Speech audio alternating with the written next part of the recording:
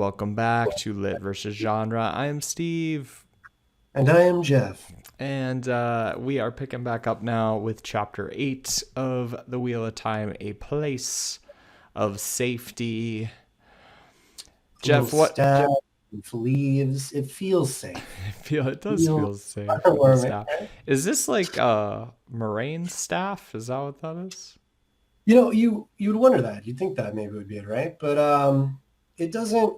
I mean, maybe it is I her think her staff, her right? staff would be fancier. Yeah, you wouldn't expect her to have that, right? Especially with the type of clothing that it's described that she wears. And if we do cross compare that to the staff she's holding in the front, it's not quite the same. Obviously, the cover artist is not going to necessarily be the same person that does the symbols. I will say that the leaf plays a later role, so no spoilers. Oh, all right. Uh, Look Is that up in your glossary. No, I'm joking. yeah, I will. I will. No, Immediately. we can't. There's no glossaries about the symbols. Wait, does that Um, have something to do with that tree that whatever the well, that's dude Tam was talking about was so pissed about or whatever? right. The gift from the Aiel. Yeah. Yeah. So I'm not gonna say, but All right. You know, but that's a good association. That's a good guess. I got a glossary, so I have all the spoilers that I need. Spoilers for Exactly. days. For days. But now, be honest. Have used the glossary. I have not, so I don't know if there was Uh, much in this chapter besides the there wasn't. There wasn't. But Angriel there, or whatever, which we already kind of talked about, does get some yeah. exposition in Right. this, so that's kind of interesting. Yeah, Jeff, did you have any? I feel like I sprung so much on you last episode. I don't know if you had anything for me. Oh, well, I talked with my wife about it because, as I had mentioned, she listened to this series on audiobook, right? So we obviously don't get said glossary. Right. And so, I was like, I realized that there's a glossary you could have used. She's like, yeah, that would have been nice. But I found intend, how often would it really be used? Would you really want to be breaking immersion like this? And so I think this chapter proves that I was in the right, since it wasn't needed. Obviously, of course, when we get to, it's really just that first chapter that I was, so much. Because these later chapters, he is doling out, information about it, about like what the one power is. I feel like I'm noticing those things more though, almost Uh-huh. of like, here's where you would have seen it as opposed in the glossary. So you might be, because of our previous conversation, you might hear me slightly more often be like, and here's where we're learning Oh, what from this the is. glossary, right? We're seeing where this is. You know what I mean? Like as it being in the narrative as opposed to being in the glossary. Or Sure. like in addition to being in the glossary. Yeah, yeah. So we'll see. We'll see how my Right on. commentary previously will affect me. But so far, I'm standing strong in my previous stance of partial apology, but also feeling like they're doing the right thing to just read it in order. Yeah, yeah. Well, we'll leave it an open question. I think We'll know. you're right. As we go along, it is funny because as we go along, I feel like it is getting more exposition-y. Mm-hmm. Whereas in the earlier ones, that's where I'm more lost. I mean, obviously because it's not Right. explaining it, right? So Right. like, yeah, I think he wanted you to use it. I think that's why that's in there. I mean, But anyway, I think the exposition stuff is earned trust, right? Like he can go off on these little things because we're in chapter 8 now. We're committed. We're probably not mm, leaving. He can give us a bit more, which I feel he does get a little bit into in this with Moraine providing sort of extra information about the world to Rand. yeah. But more on that when we get there. I see you've got no matter what anyone said. I Well, figured I'm just I his denialism at this point is becoming a little trying. Like it's like, come on, dude. okay. I will No agree with matter that. what anyone said, anyone Anyone. is literally your dad. What your dad said. It's What like, what I dude, think why is are you like denying this? I think it's the preemptive denial, which I find funny because no one is talking to him about this, right? Like Right. there is no one that has been saying this is not your dad. Yeah, he's the one who thought father, and then It's just like, him. it's like, how dare you mind And so think it this? does feel slightly odd to me that here is where it is placed, Yeah. because it's not like it's a reaction to anyone even making a comment that could possibly be construed as this is not your dad. Mm. So yeah, it felt slightly out of place to me. I will agree. And then so the next thing after the whole hubbubaloo, I did not, I Mhm. don't know how I pronounce that, hubbubaloo, around Bean Dad last time, we get like, and remember I'm kind of back and forth on the Gleeman. I'm like, okay, the Oh yeah, Gleeman is straight up evil, that's why he's acting this way. Then you sold me on he's just an idiot, and so I was sold on that. Like he's a good guy. Now Lan is like, I did not see him last night. Where was he? And I'm like, well, that's shady as all get out. Like he was nowhere to be seen. And Lan straight up does not trust him. So now I'm back right. on. He's an But evil do you MFer. trust Lamb? Do Uh you trust? yeah, That's the question. I trust, right. So here's another thing, I guess, like we need, maybe we'll talk about some more. It seems like the narrative really is trying to sell me on I should not trust Aes Sedai. Aes Sedai pull tricks on people. They're tricksty, bad people.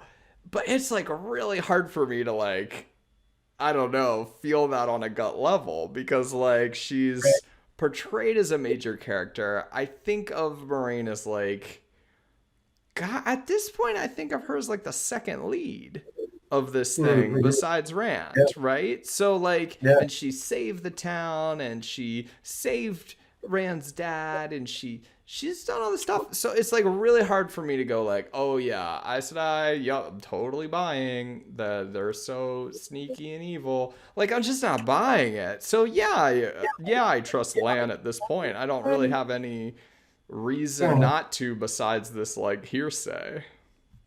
Right, right. No, I hear that. I do. I do. I was just curious how you're feeling before about them. And yeah, it's interesting you say that about Moraine being like the second lead because at least when it was early in development, I heard that the TV show is going to be focused on her, Mm. at least initially. So I'm going to be curious to see if they keep that, if they're doing that. So yeah. Oh, like more so than Rand? Yeah, that just it was going to basically they just mentioned they were focusing on her as like I don't know if it was the first season or just a few episodes, but it seemed like initially it was going to be more like centric to her, I guess.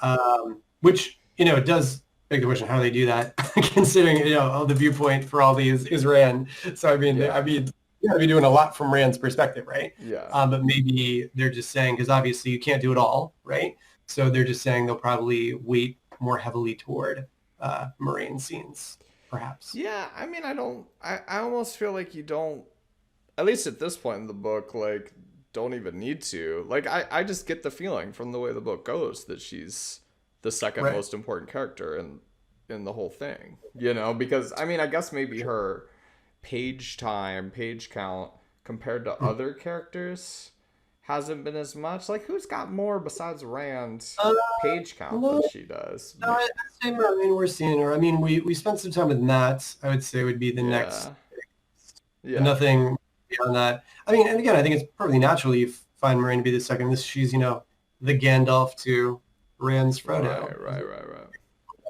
whichever way we want to go with it.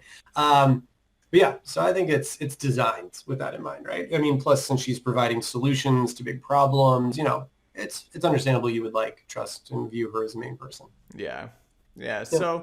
So yeah. So now I'm back on Gleeman is evil. So we'll see how this progresses from here Oh, and I as the know land's the gone. Singe that the brand makes sort of a Yeah, defense demon there, and this just seems like something you could, if you were being sneaky right? and bad in some way and you did want to Right. convince people, Right. Bran is here admitting he did not see the Gleeman around. He just saw that his coat was Could be much. singed later.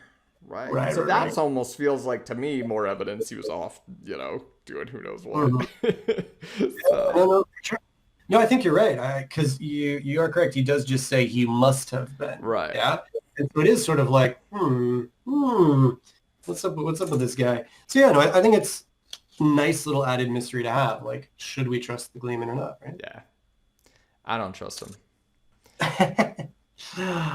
All right, now we're back to the sword, which they have released, as we've already talked about some pictures of for the show. So what's up with Oh, that the should be the picture for today's one. I should find college? the picture of That's the a sword fine. and promptly get shut down by Amazon for our video. I've been like wanting to get shut down by something just to have that YouTube experience, you know, which we haven't had yet. So I'm gonna go I'd say for it. I say we go for it. No, completely. No, this is the perfect chapter for it. I actually like it better here than when he just gets it.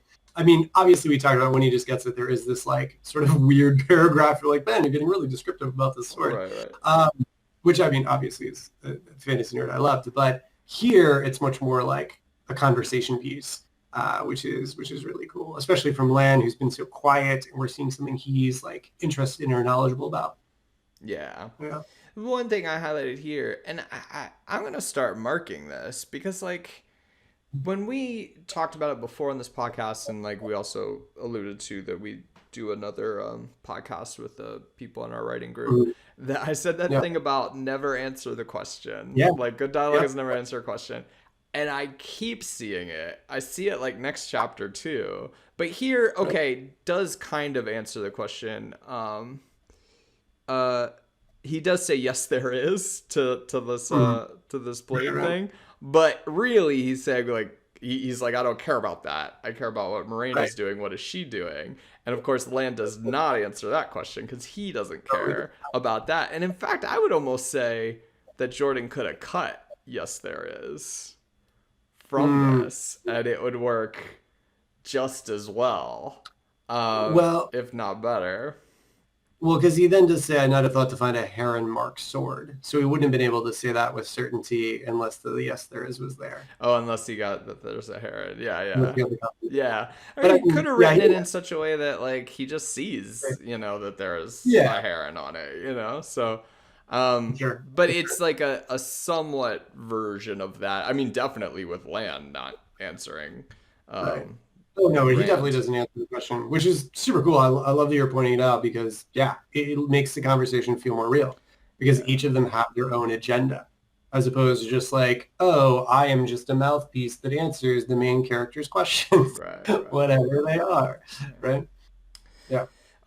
Yes, I don't know too much more about the sword except, you know, a master swordsman. Does this imply Tam in some life was a master swordsman? I don't know, maybe. So notable. I figured out. No, definitely. It continues that mystery about Tam as well. And then I figured you got this entire fist down there because you were wondering about the fist being capitalized or not. Or it being a glossary word. Yeah, this is maybe an example of where I was like fine with the word that I had never heard before because it does have like, it does just the word fist and you're thinking of like an army or a squad or something. It kind of has that connotation, fist attack already. So like it works really well as one of these words as in comparison to some other words where I've been like, I'm not sure how to take this. I think that's what some fantasy writers, at least myself, can obsess about is like, what is that perfect other word that you're using in a new way? Like has that connotation. It's like so rewarding to find when you get that word that just seems to line up nicely. Like I would say even heron is kind of on that edge because it's like a heron mark blade. Well, heron are graceful and I never knew what the heron mark looks like. That was actually the first thing I looked at when they did the shot of like what's that blade look like for Amazon. And it was more about the heron's like beak, I think. Where I was thinking more of its wingspan or maybe its long legs, but it's a thing heron marked. It's like, what does that even mean? Like what image of the heron are you using? And actually I think the beak, I'm so sorry. I'm like totally conflating. The beak is what we see actually in an earlier symbol. We see the beak in chapter 6, the symbol for the Westwood. It's the head of the heron like pointing down. But that doesn't seem like the same mark that's actually used because Lan would be able to see this because you got the tails of the like head of the heron on this that's on chapter 6. So Lan wouldn't need to be asking because the hilt would be visible. So it again still leaves that question like, what is a heron mark? What does that look like? So I think I'm mentioning it just because I think fist works very naturally as a standalone. It's again like that perfect word. Whereas heron, I think it also works, but not in the same like very specific way. It leaves more of a question in the reader's mind. Hmm. But I think it's still a fun question. When then there are other words, which like you're bringing up, like Aes Sedai. Like Aes Sedai by itself has no meaning whatsoever. Right. You have to totally create that meaning through its use and description. And then eventually it's like, oh yeah, Aes Sedai, of course. But that's one that like takes time to build. Or Mirdral, as we see here a lot, right? Mirdral, what the heck is that? Right. Like whereas Chaluk, I feel like Chaluk, because we know trolls, right? It's Yeah. like, oh, it's Chaluk. Yeah, you took troll, you added Ak, cool. But Mirdral, it's like, okay, what's that? So anyway, I'll stop. I could go all day. Yeah. Please. Well, no, I think that's an interesting topic actually that I was thinking of. Yeah, like Mirdraw, at least it does sound dark and bad and evil Right. and creaturey in a And, like, fantasy way. yeah, the double R and D so close to each other, like you don't even need that. But instead of the double A, it's like, why? But it makes it feel more like, yeah, it's like, why is that there? But it works. So yeah, even just the sound of something, you want that kind of like, yeah, dark, slippery, and for whatever reason, like, why is it that Mirroral sounds like that, you know? Yeah. But it's the and the draw, I would think. But yeah, it's so easy to obsess about that. Like, what's the right word? But I enjoy here that then he does a million other ones. Well, not a million, but like, half a dozen, and says the name that's used for them depends on where you are in the world. I feel like that makes it, feel very expansive. Makes it feel like this is something that all cultures have to deal with, these creatures. And it gives some camaraderie for sort of the humanity, which I think is cool too. That also seems like a pain in the ass as a writer. Like you're like, now I gotta come up. I came up with one funky name for this thing that I probably spent, a really long time debating what it should Right. be. Now I'm gonna come up with like 4 more. Does he say Right. some more? Oh, maybe not. Fids, I think those are at the lurk. I enjoy it though, because it feels almost as if we're getting extra description. Oh, eyeless is the other one he gives us later. Yeah, you're right. So not only does he give us those right there, but then he later gives us eyeless. But again, I think that makes it feel more real, because as a culture, right, we name things, and something that's known well. Like, wasn't there something that there's more names for like pain than there are happiness or something? Maybe that's not true. But it's just a fascinating thing of, what we have so many synonyms for as a culture versus what we don't. Yeah. But, yeah. Yeah. It just seems so fun to talk about. Do you have like a personal story of like something you were writing and you like agonized over the word and whether the word would work? My goodness. Oh, all day. Yeah, no, completely. So I'll go my first book. So I definitely had chosen as the name for like people that had marks, but then it was like marked or gifted. But you see a lot of those. I mean, those are very common usage, right? And then so I eventually settled on vessels. That they're vessels, and that was more descriptive of the action, because basically they're vessels that then these soul stones are connected to gates in their body, and then they become a vessel or a home for these soul stones, basically. Gotcha. So, but I'll still probably use all those other things, because I also did a lot of history work figuring out that the reason they're called chosen is because their ancestors were the ones that were picked as the like experimental people to like pay off debt, to like try to see if it would work, and that's why they were chosen. So it's like I'll still use those other words as part of like the history of naming conventions, but these days it's more like they're called vessels for the most part. And did that even like prompt then the history that you started making up, because like I see like a chicken and an egg thing happening. Like you have a history, then you need to come up with a word for it, then you have a word for it, and then you're like, ooh, this word implies this,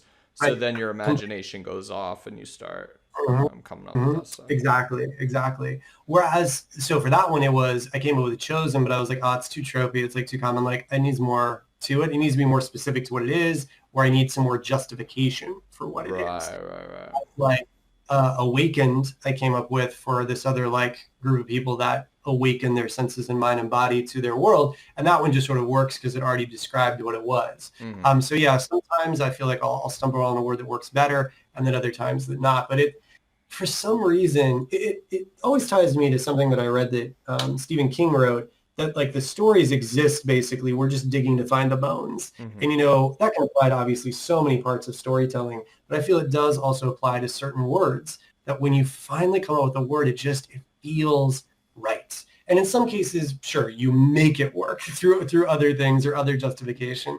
But there's certain times where when you just find it already buried, it's a really amazing moment how things fit together as if they had already been there in existence. Right. It's fascinating. And then every once in a while, you just decide to go with dark friends. That just I happens. still say it's dark beans. I swear. But yeah, no. I mean, I guess it makes sense. The dark one, Friends of the Dark, right? Friends of the Dark makes sense to me, but Dark Friend, I just every time I wonder. Oh I man. love it. I love it. Yep. Okay, so All dark. here's another thing. Actually, I just remembered I do want to talk about. No, please go for it. With our friends, the My Draws. Mhm. I think oh, by the way, I need to give a shout out to Scott and Robin for their great thoughtful comments on our last one, because we talked about them Mhm. both commenting, and they gave awesome comments. This one I feel like I was a little prepared for because like Scott had kind of mentioned sort of obliquely certain people's sartorial choices for black robes or whatever don't they don't mean something, right? They don't mean anything Right. necessarily. And I was like, oh, okay, so the dude who's following Rand around is not Man in Black, whatever his name was, I forgot his name, from the Prelude. And I gotta say, this is one of those things that maybe like, you know, well, I was disappointed. Let me just say, like, retroactively Right. disappointed because I feel like a lot of the threat that you're feeling in chapter one is because you would naturally assume that was that guy, right? Like, you just Yeah, have yeah, this 'cause major character dressed in black, and now you have this other character dressed in black, and so you would go, okay, that's the dude, and this is like the kind of not the dark one obviously, but like the big baddie, that you're feeling right. for the book. And then to kind of find out later, oh, this is just some other emissary, and he's not even like a match for Moraine, like in any way. Like this line is like, well, Moraine could just kick his ass, but he'd kick my ass, and I was I like, was oh, that's I was wondering why disappointing, that was the man. line you highlighted. Okay. Yeah, I was wondering why that was the line that you marked because they do a lot of buildup about the Mirajal being like, pretty hard to kill and like pretty powerful that they lead the Trollocs. But I do also hear you that, wait a second, if just Moraine or an Aes Sedai can handle them, then how big a thing is it? So I do, I was reading through this description of the Miradral or Midral. Now I got to check. But anyway, I was reading through its description and I thought it said something that it didn't, meaning maybe it happened earlier in the book, but there's definitely a part where it talks more about the Miradral's abilities and what it can do that make it seem like really, really good. Like Yeah. Miradral are good. It was So I something feel in the like, Trolloc attack chapter. I can't remember exactly when. I yeah, think I maybe think it was like turn sideways and it disappears, but right, there's like go through any more. wall or something and stuff. Yeah, there's more specifics when you eventually see a mirror draw. It's like, whoa, oh, these are legit. So I guess yeah, it's an interesting question because obviously we're seeing the Moraine is pretty powerful, right? Mm-hmm. So, but then when it says here only the weakest Aes Sedai, yeah, I hear you. I think it's that only the weakest phrasing because that really knocks it down a peg. So not only is the Myrddraal not the guy that was apparently quasi equal to the dragon, right, Mm-hmm. in the prologue, Right. but it's just some dude that can be beat by the weakest Aes Sedai. Now, if we've built Aes Sedai up to be amazing, well, then the weakest still isn't that bad. But yeah, considering we don't just have all that information yet, I could see that. I I could see just that. feel like a bit of a bait and switch here because I feel like I'm Mhm. supposed to into Oh, for it sure. that the guy in black following him on the road is the guy that we Yeah, just saw. sure. And then, and I think like maybe Jordan is aware of that or wants to Hmm. intentionally give that because he knows maybe what kind of boost and interest it gives an otherwise very tame chapter of walking, Yeah. introducing to the village, etc., etc. And then, but then when you find out retroactively, oh, this wasn't the big bad. Like, no matter how kind of badass a Mirdra is, you're still kind of like, oh, I feel kind of like Mm, cheated or mhm. led down, this particular path that was not correct. You know what I mean? Right. No, I do. I hear you. I hear you. So yeah, I mean, I I get very focused on like the power levels and the nitty gritty, and I think yeah, even if that had been slightly, you're right. No matter what, it is a bait and switch between the two, right? Yeah. And I think yeah, I think it was completely intentional Yeah. that you are supposed to think it's the same guy because it creates that carryover of the Right. story, right? Like you get to see that connection. But I think we've also learned some other things that the Forsaken are trapped or held in Shio Ghul. So that dude like wouldn't actually be free to be hunting down Rand.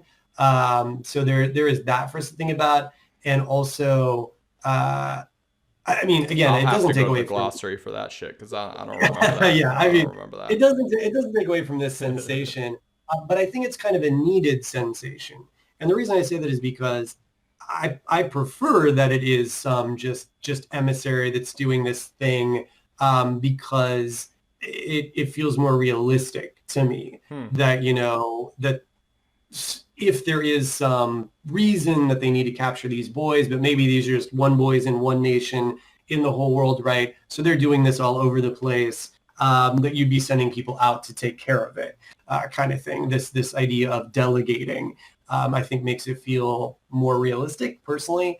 Um, and then if it was that original guy who's like on such an insane high power level, then someone like Moraine or Land may not be enough. And then we couldn't get them fighting back. So I totally hear what you're saying. I just feel like the choices that Jordan made were utilitarian and purposeful and sort of need to be there. We need to sort of make that assumption initially so we have more interest, but then it needs to be something else so it's more realistic. And obviously I'm using the word need very strongly, Yeah. but I think it works in that regard, and we kind of push past that feeling of disappointment into the like, well, I guess it would make sense it's someone less. But I mean, if it makes you put the book down, obviously, then that's not working. No, it's not gonna make me put the book down, but like I don't know, that it's kind of interesting you're saying like this needs to be because of these like plot reasons that he wants to go later on, and I'm just like, well, you could change those plot points, right? Like I realize we kind of find out that they're just randomly collecting kids of the same age, and apparently like Mm-hmm. not even 1 year is a good enough. It needs to be like, I don't know, Real, within, yeah, I don't think they get real specific about it actually, but within it just has a months couple of each other, weeks. weeks of each other, yeah. Yeah, but So we don't know what the cutoff is. Yeah. I get that. So there's something about the plot where the Dark One can't know exactly who the important boy is. Of course, we Mm-hmm. know it's Rand because Rand is the chosen. Yep, see, callback. Usually there. So we know that. So that all like makes sense to me, and I get why. On the other hand, and you're also like, ooh, Moraine couldn't stand up to the main big bad guy. Well, that to me is like, yeah, well, that's why you use the main big bad guy because the threat Mm. is magnified. And they maybe, but you can still write away that they get out of it or they get away from them. Like it doesn't limit you in that way, but it amps the stakes and it amps like having the mirror draw be like not even a match or just a match for the weakest Aes Sedai lowers the stakes immediately. That's like what that line does. Which is weird because like the rest of the paragraph is like he could kick my ass. So it's like you're kind of boosting this thing up, but then like immediately you say, "Oh, this person who's on our side who is sitting right here in this room would wreck him because she's obviously a good Aes Sedai." So it's just kind of, I don't know. I feel like Yeah, it's funny choices stakes wise. yeah. I mean, I hear the stakes. It's tough because it again makes the world feel more real to me. Mm-hmm. But I do hear you about that. I mean, they counter it, like you're saying, by talking about how there's all these Trollocs and how she can't keep them back by herself. Like maybe they'll wait a little bit. Maybe they could call in reinforcements. And then so Rand then has to think about, but then his village could be destroyed, gets turned into this battlefield, and he decides not to do that. And that just feels a little more layered to me. That like, yeah, Moraine can take out this one guy, this Myrddraal, but that's not the only problem because we don't even know how many Myrddraal there are, and there's all these Trollocs, and she can't handle all that by herself. She's already tired, so we'd have to call reinforcements. So those sort of like layers of decisions, Rand has to choose. Whereas before, it's like if it is that one dude, they just like potentially destroy the whole ground. Well, Like the there's whole also thing. no reason for them to know who that dude is. We can as a reader, but there's no, you know what I'm saying? Right. I don't know. Yeah. It's just kind of funny. Like you're like, oh, it makes everything seem more real to me, and I'm like, bro, none of this seems real to me. I don't know what you're talking about. Well, I mean, that's all stories, right? Or going back to the idea of like, I'm going to tell you something that's made up, right? I Well, mean, but unless this we're doing especially doesn't feel real. I mean, I guess you mean like, is it plausible? Well, I mean, like the decisions people are making, like people acting in a real way Right. within the circumstances that are available to them, right? And I think it's a little more powerful if Rand is making that choice of, oh, I will go with you because I don't want the town to suffer. In terms of, if they didn't know it was the true big bad and it was the big bad, again, it's just sort of like a power level thing. Like he wouldn't even necessarily need to be sneaking around like the Myrddraal was, So it would have just like changed the shape of how they interacted, and that's the idea that the Forsaken are crazy powerful, and that's why they're all like trapped right now, along with the Dark One. So it's like this idea of slowly encroaching Doom, as opposed to like the Doom being free straight out the gate is the other thing. Yeah, I mean, you could write around all that. Like, I also didn't get the impression that, like, oh, like the Myrddraal was sneaking around. I feel like he was like appearing when he wanted to, and also only like the kids of this age could see him anyway, and that's like part of his power. Like, kind of like a goofy ass dude who's super powerful and just messing with people, So kind why of would like vibe over it. So you're more saying like, why doesn't the Myrddraal just like take these kids right off the bat, kind No, of thing? not necessarily. I just mean like, I don't know. I'm disappointed that he's not the Man in Black. I mean, you can't lower the stakes like that and expect me not to be disappointed. You can say, here's why I had to do that. Here's my plot reason why I had to do that. And I can accept those plot reasons. But then I'm like, maybe you should change your plot a little bit so that you're not having to lower the stakes to accommodate it.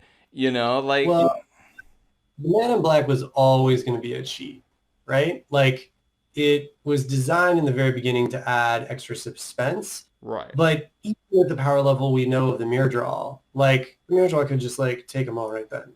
Like when he sees Red on the road, he can just capture Red right Yeah, there. that is When weird. he I don't sees know why. like Red by himself, like yeah, it was always going to be this like thing that doesn't make full sense. Right. Which, and I would argue, do you even need it? Right? Like, Mm-hmm. do you even need the Man in Black? Could it have instead have been seeing like a stray Trolloc or something like that, right? Or a footprint or something, whereas the Trolloc hordes were, getting together before they invaded.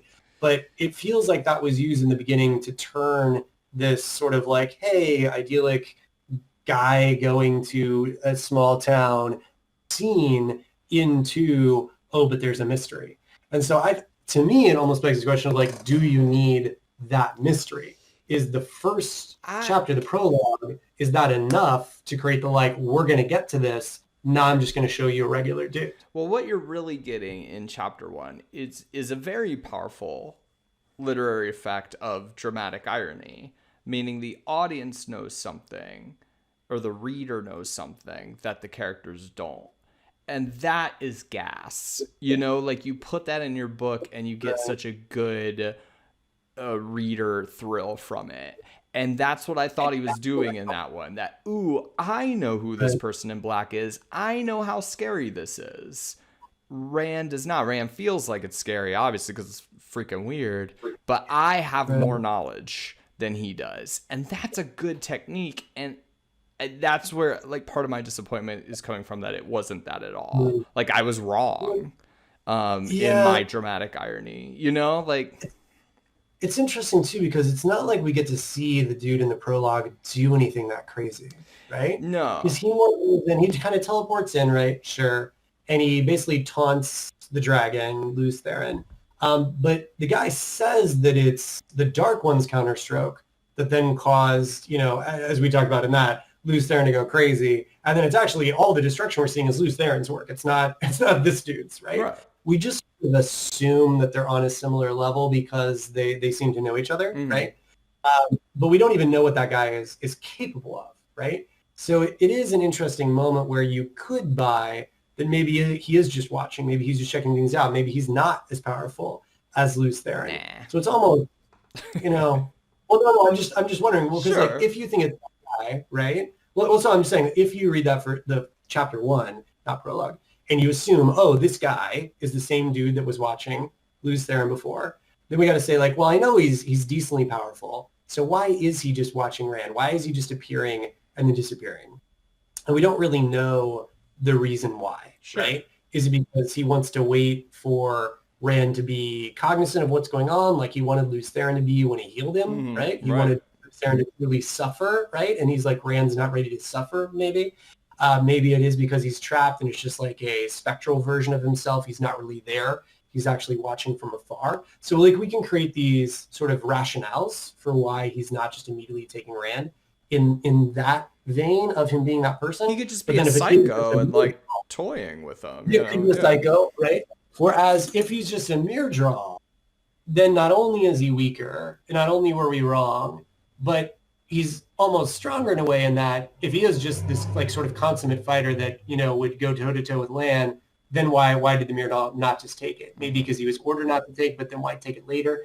So yeah, I would think it almost creates some plot problems to a degree, making it this way. In addition to what you're saying of taking away the like, I thought it was going to be this guy new, and now it's just some random dude. Yeah. Yeah. It's interesting. It's an interesting conundrum. Yeah. And I'm sure as I go on, I'll learn more. Like what you said, that having these emissaries, because I guess they're fanning out, all over the place and doing this, which, makes sense. Kind of has like a Jesus vibe. It's just kind of adding to like the Rand Jesus vibe that I'm getting, because like King Herod, I guess, did the same thing. When he heard Christ child was born, went around trying to kill all the kids or whatever. Right. So yeah, kind of funny, but I mean that makes sense that he's just an emissary or whatever. Right. Yeah, of a certain age, my age. And this I was also like, well, and the thing is, we also don't know for sure. Lan just says that it was surely a Mirdraw. Right. But Lan could be right, it could be so, wrong, yeah. But like I said, Scott also kind of clued me in. All right.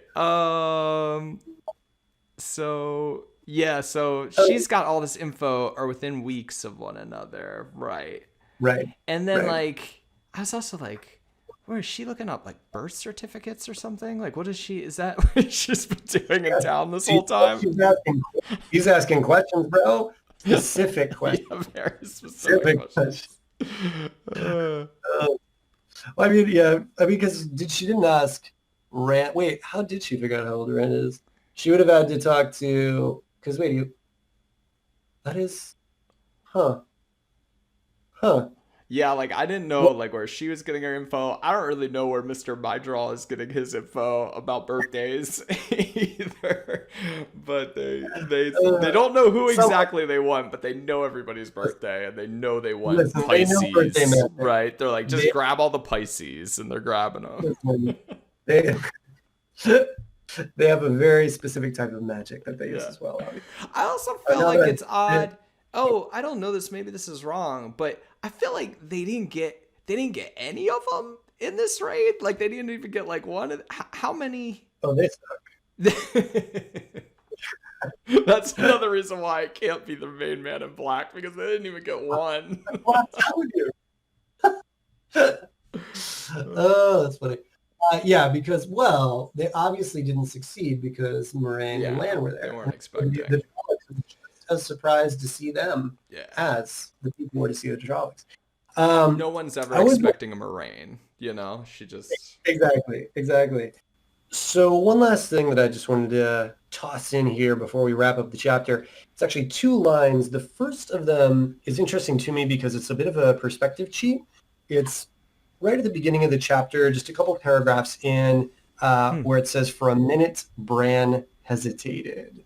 So yeah, if we get to that, just so we got that on the recording as well. Yeah, so right here, yeah, for a minute, Bran hesitated, and it just says, torn between dislike and of being ordered about in his own inn and reluctance to disobey an Aes Sedai. So normally, we would get something along the lines of, for a minute, Bran hesitated, ran thoughts between, or it seemed like a between, like so on and so forth. But instead, it just says what Bran feels. And I think it's an interesting choice to do this because obviously you are adding words to let us know that the third person limited viewpoint character doesn't actually know what this person thinks. All we can read is what it seems like they're thinking as they're doing something. But here Jordan just goes for it, kind of cuts out those words, even though, in other places later on when thinking about like Moraine and why she's doing something, it is clear that's coming from Rand's viewpoint. So it is an interesting idea of, maybe you cheat perspective on characters that maybe the main character would know very well. Like it's okay to cheat perspective on Bran because Rand knows him, but not with Moraine because Moraine is this outside entity. Obviously, either way, it is still a Right. slight shift in perspective, whether you're dealing with known characters or not. But I just thought it was an interesting moment that happened right Yeah. there. I mean, you could say that Rand would realize that's what the Mhm. hesitation means, maybe. But Right. yeah, it does kind of feel like we suddenly jump in Bran's head there. Yeah, just for a moment. And then there's another fascinating line that I don't know if I feel like it made it through edits or if this is how I would punctuate it because I'm not the best with punctuation. But it's a little bit later, just two paragraphs later, and it's a single line where it says, "The mayor grumbled," so it'll be on the very next screen. "The mayor grumbled under his breath, though not loudly enough to catch her attention, of course, squeezed Rand's shoulder again, then obediently, if reluctantly, closed the door behind him." There's just so many little parts to that sentence right Right. there at the left, which it's got a lot of stopping and starting. I mean, I see why it's all there. Like every part of it individually makes sense, but it doesn't feel quite as smooth as the rest of the narrative. So I was just a little surprised at Well, that you know what you that have last. to do here, Jeff. Are you gonna say semicolon? It's semicolon, Or baby. Semicolon. There yeah, needs to be a I was like, you're gonna say semicolon semicolon. after Yeah, it would be this, and then there needs to be exactly. a It needs to be semicolon there. here for the third Yep, one because it's these three actions. But as soon as exactly. you put that of course in, which I do like, Right, I like, but you've got though the extra not commas loudly there. enough, of course, is just a Right. non-essential phrase. Mhm.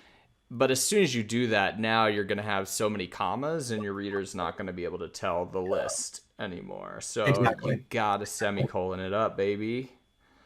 Yeah, that's This goes to yeah. a shout out I to was our actually, writing group as well for people I who was, are I was on record hating the semicolon. No, you're that is wrong. one of the things that the semicolon does. Because before we talked about in terms of connecting two sentences with a semicolon, Mm, it feels like, you kind of have other options that basically accomplish the same thing. I know it can be argued the semicolon is a softer but harder connection yeah, than others. yeah, But baby. for this, it feels like a semicolon has to be Has used to be there. because without the semicolon, you can't distinguish what are sort of asides, right, Mm-hmm. versus the list. And we've got two of those with the of course and the if reluctantly. I remember back when you and I were in a writing group and I would say, don't tell me about the punctuation. And this was, forever ago. I was like, don't tell me about the punctuation. I want to know about that. Just like, does the story make sense? Like, does the story work? You like the characters? And it was only until later I realized how much the punctuation really allows the story to make sense because the punctuation creates that clarity for what we're then imagining in our head or seeing. And I think, a sentence like this is just a great example of where just a little bit more with punctuation could have helped that clarity. Yeah, yeah. I'm, you're preaching to the choir here, man. I know I am. I know. Why am I giving fuel to the fire here? But it's supposed to be lit versus genre, not genre helps lit. But in that case, I couldn't not say something. All right. So, anything else here at the end to wrap up? Moraine succeeds again, as I Yeah, suspected she was going to. Um, the mayor's wife comes in kind of to take over. Like, I'm going to take over his care. mm, right. But Rand's like, I'm going to stay here, and hopefully my dad will wake up before I have to like cut out of Right. town, so that's kind of that's like a kind of heartbreaking Yeah. idea that he might have to leave, without even being able to say goodbye or whatever. So yeah, just a couple last quick things before we wrap this chapter. I do want to be sure to sneak in. Obviously, shout outs to Narg. I love the facts that gets Oh, mentioned where Narg it gets lands another like you mention. talked to a Trolloc. I so wanted Rand to be like, his name was Narg. You We were know, almost friends. almost. They tried to kill me. I don't know. I feel like Rand's making a big assumption when he's like, he tried to kill me. I feel like Narg was just leaping at him to catch him for the mirror draw. But that's just my take. I'm a Narg advocate. What can I say? I also like the Coplins coming back, or Coplins coming back as, a reason why, Rand can't reveal anything because they've already caused trouble. They've already like made the scrawl on the innkeeper's door. And I just like it because, we meet them early on when Rand's first coming into the village, and it just seems like, oh yeah, these are the troublemakers, these are the lazy people, these are the family that everybody knows about. That's like that, and the fact that it actually comes back as a quasi plot thing, I think is kind of cool. And then perhaps my favorite line though, that makes the part that to me makes Rand feel like his own person as opposed to just like an everyman, Mm. is that careful line. And it comes from this seeming side conversation about the mayor and his wife talking about how the mayor's wife refers to Moraine, and him saying you should be more proper, saying Moraine Sedai and stuff like that. And then Bran specifically says, talking about men, not a one of them seems to realize you have to be careful around Aes Sedai. And then Rand goes, careful, Rand thought. It was not too late to start being careful. And then he checks in on Moraine Sedai's story. So I just think that's like this really cool moment where he's taking just this small control of his destiny. Yeah, it's right here, yeah, right in the middle there with careful. It's the Mm-hmm. kickoff paragraph. It's just this nice moment where Rand isn't just this puppy following along. And we've seen this kind of, stubborn streak with him asking for things from Moraine Sedai or almost demanding things where most people don't even want to talk to an Aes Sedai. And now he's like covering his bases, checking on things to see the story. And it was then fun to see the mayor's perspective of what things happened with the Chalks coming in compared to, the experts of Aes Sedai and Land being like, oh no, they wanted something. They were here for something. And, mayor's like, who knows? Like, it was crazy. And so it's like just a fun moment of Rand being kind of his own man and checking in on things, and not just following along, it being confirmed, but being confirmed from a different lens. Like obviously the mayor has a very different perspective on what happened, though it still serves to confirm Rand thinking that Moraine, Sedai, and Lan are telling the truth. So Right. just a shout out to those last few little things. Yeah, no, those were nice. Of course, right at the end, we still get my father of this deep, deep, deep Uh, denial that's going Deep on enough. here. See, Um, this one I'm cool with. The one at the beginning of the chapter felt a little excessive. This one, because he is actually planning on telling his father something he's just decided he's not going to tell anybody else.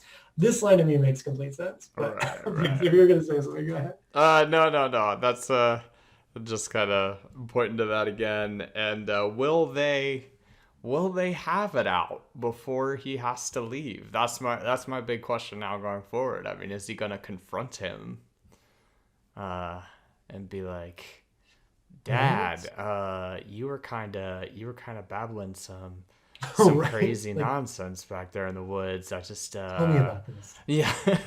Yeah, I'm leaving. I don't know when I'm going to come back. I need Yeah. answers. I need answers right now. Yeah, or is he just gonna let it lie? I don't know. I don't I guess we'll have know. to I don't find know. out.